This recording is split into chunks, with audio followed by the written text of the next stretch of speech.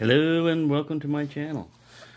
Well, this is going to be kind of a rambly video also. It's going to be knife related because one of the things I thought I could do, since the giveaway is coming up soon, is to go over the stuff, show you, what's going to be in the giveaway, and a rough idea when I'm going to have it and stuff. My loose topic for today is how to get non-knife people to where if they're not into the, into knives as much as you like, to get them to tolerate them more or appreciate them more. And I speak from experience, and it's not from a knife. Not so much knives. It's more firearms.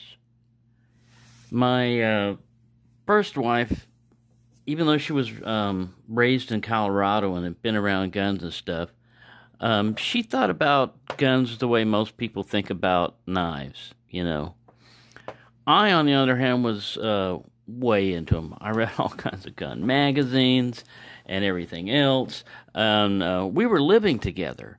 And so, if you're living with somebody, you like to talk about stuff. And I would always talk about guns. And so she rationed me at one time. She said, all right, once a night, you're allowed to talk about guns for 5 minutes. And I'll listen to you, and you can talk back and forth to me. But then after that, it's over. You can't talk about guns anymore. All right, cool, Well, eventually she not only started liking guns, but we both were working at a rifle and pistol range. She got into shooting pistols in competition. And because she was a female, it was pretty rare for, in the 80s and stuff like that. So she really got to where she enjoyed it. She liked it. And the way it works is you can't shove it down someone's throat. Even if you love knives like crazy and everything, and you just can't see why they can't get it, and you want to talk to them all the time, if they're telling you that they don't want to hear about it, well, it's probably because you're being excessive. You're just pushing too hard. If they want, it's like a rose blooming, and you try to tell somebody, smell this rose, man, it smells magnificent. You've never smelled a perfume like this, You need to smell this rose. And the other person's like, nah. Maybe in the past they were smelling a rose and there was a bee in there and they stung them on the nose. And they said, that's it, man. No more rose smelling for me. But with you trying to push them, you're reminding them something that they don't like or are not really interested in. And they're not really resisting it because they don't like knives or whatever. They just don't like hearing about it from you all the time, repetition. So I'm speaking from my own experience, like I said, on this. And I'm no doctor or anything else, psychologist and stuff like that. But I found, like I said, something that turned out working for me, and I didn't come up with the idea of the rationing. She did. She was the one that put the limit to the subject thing. But she didn't just, okay, I'll listen to you, and then put in earplugs and nod her head, she engaged in conversation and everything. And then after the 5 minutes, I'd shut up and read my gun magazines, or stuff like that. Because at the time I was living in England, so I couldn't, even if I wanted to, I couldn't have a firearm. So it was doubly frustrating for me because I knew in America I'd buy whatever I wanted and go out and blast away if I wanted to. England, nah, man, you had to, even at that time, you had to be a member of a gun club, and you could only keep it at the gun club, and you could only fire it at the gun club, and it's like, God, man, what's the use of having a gun if you got to go through all these red restrictions and hoops? But, that's another country. You live by their laws when you're over there, so you can't really fight that. But it wasn't illegal to read about them, so that's what I would do.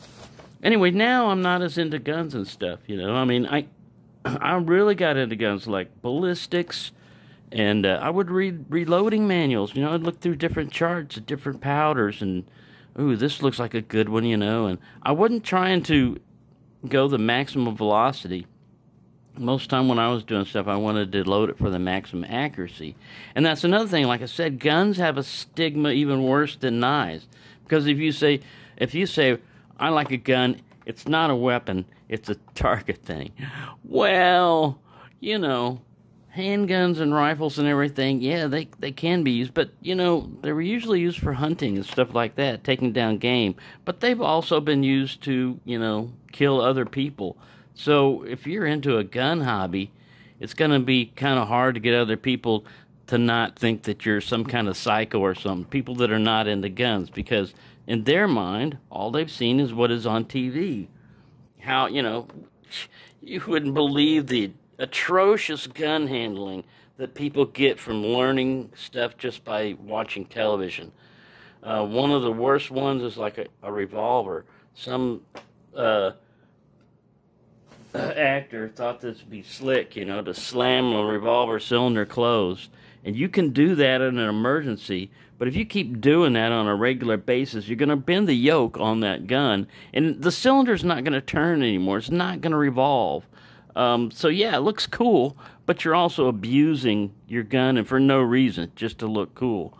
But you can't tell that to non-gun people, because, you know, they don't shoot very much, and to them it's cool.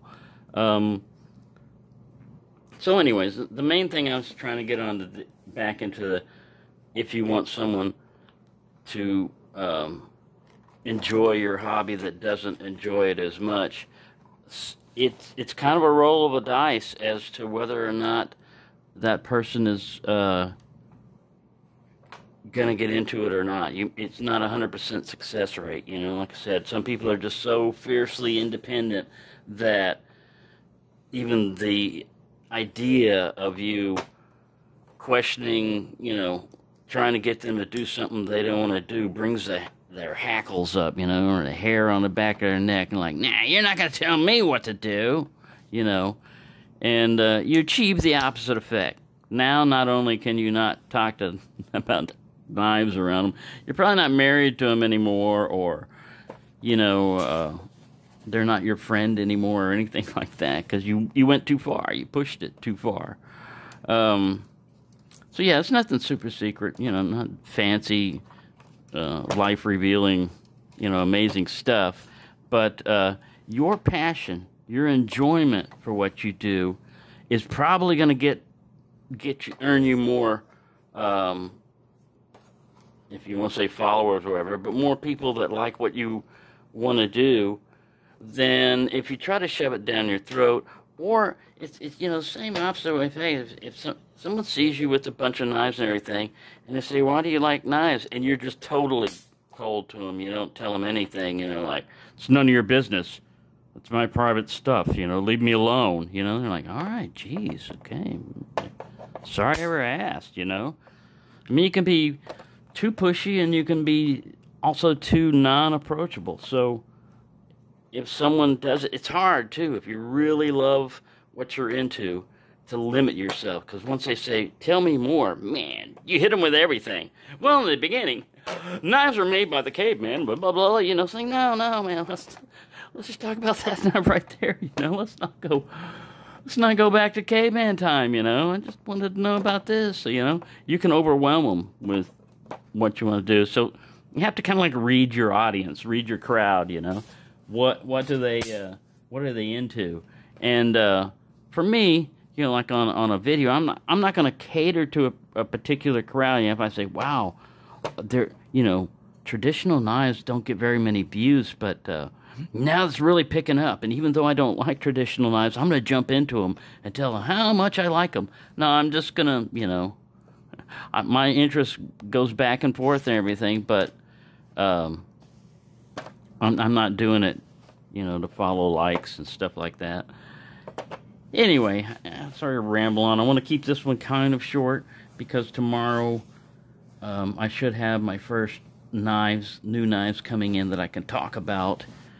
But from time to time, I'm going to have knife subjects like this, and it's not just filler material. I mean, sometimes you can look at it as like that. But one of the things I also learned about the knife community, the internet, and everything else is, even if you've burnt out your spouse or your friend or neighbor or whatever by talking about knives and they don't want to talk to you anymore, if you make a video or if you get into communication with somebody who's made a video, you can talk to people about knives. And, you know, other people, if you're too long-winded, sometimes my replies are like a chapter, you know, where I'll cut and paste some stuff if they're asking about information, and it looks huge. But it's just communication, just a way of talking to people.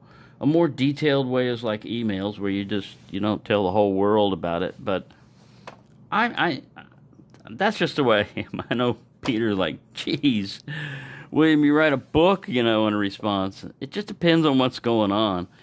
But, so there, you know, there's some hints, you know, as to how you might get significant other or a friend or somebody who's like casually, they know you enough that they know you like knives, but they don't really want to, you know, they seem kind of put off because you're always talking about knives and stuff like that.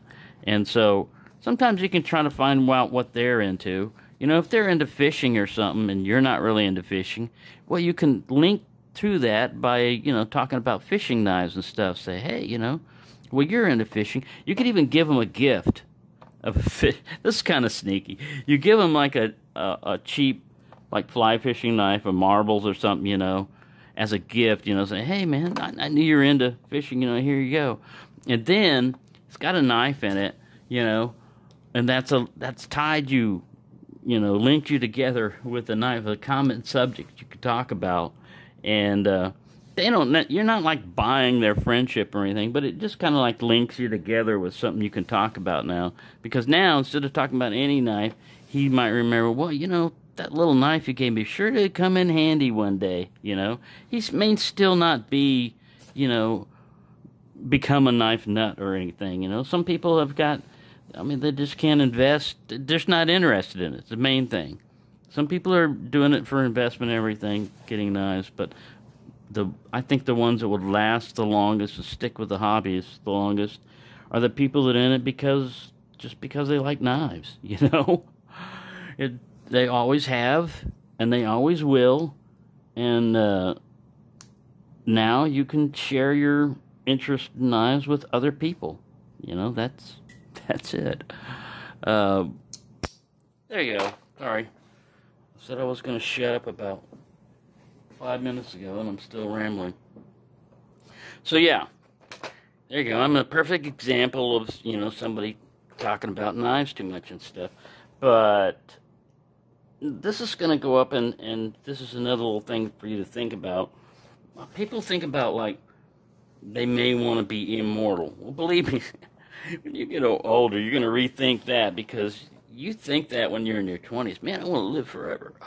Well, yeah, you're going to age, too, and you're going to scar, and things are not going to work. And, you know, by the time you get to be in your 60s or 70s, you're going to be rethinking about living forever, because, man, imagine how you'd be if you were 300 years old, but you're still aged the normal way. Man, we'd need replacement parts for everything. Anyway, that's just one thing I was trying to talk about, is living forever. The only thing that I know that approaches immortality is a video. You get an idea of the person's personality, you hear them talking, even after they're dead. They're up there. It's not an interactive thing. You can't, you know, talk back and forth to them. But as long as video, you know, and it's digitized now, so it's just a matter of how long memory will last on digital media, you'll be around in some form or another. So it's another thing to think about there. Youngsters don't think about that, but hey, even young people die. You don't live forever. Doesn't mean the average maximum human lifespan might be like, you know, for an adult male my age and everything, and lack of medical, maybe 85, 90, but you think I'm crazy now. God, 85, I'm going to be nuts if they let me around anything close to a videotape. They go, God, look at this guy. But anyway, yeah, there you go. Hope you enjoyed that. If you didn't, you know, get anything informative about it, at least you got a laugh or a chuckle. That's another thing, is humor is a better way to get through a lot of stuff than, you know, super good arguments and everything else. You know, if you can get somebody to laugh even at themselves or what's going on, then you've got an audience, at least in the comedy section. You may not make any knife friends, but you'll get some people that like comedy.